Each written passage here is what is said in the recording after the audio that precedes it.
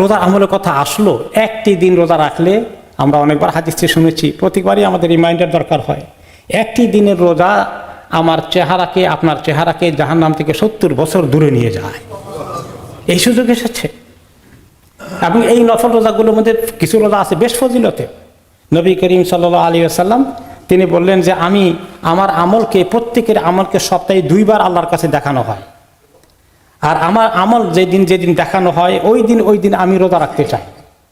আর সপ্তাহে 2 দিন আমাদের আমলকে আল্লাহর কাছে দেখানো হয়, একটা হলো সোমবার, আরেকটা বৃহস্পতিবার। তো এই দুটো দিনের প্রায় তিনি রোজা রাখতেন, বিশেষ ওদের বাদ ছাড়া। এরপরে তিনি মাসে 3টি দিনের ব্যাপারে আবার গুরুত্ব দিয়েছেন।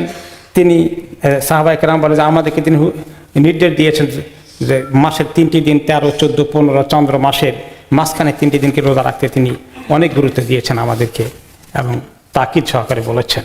এবং বলেছেন যে ব্যক্তি এইভাবে মাসে 3 দিন রোজা রাখলো, সে সারা বছর রোজা রাখার সওয়াব পেয়ে গেল। এই আমলটা আমাদের ভিতরে ঢুকে গেলে এত কষ্ট হবে না।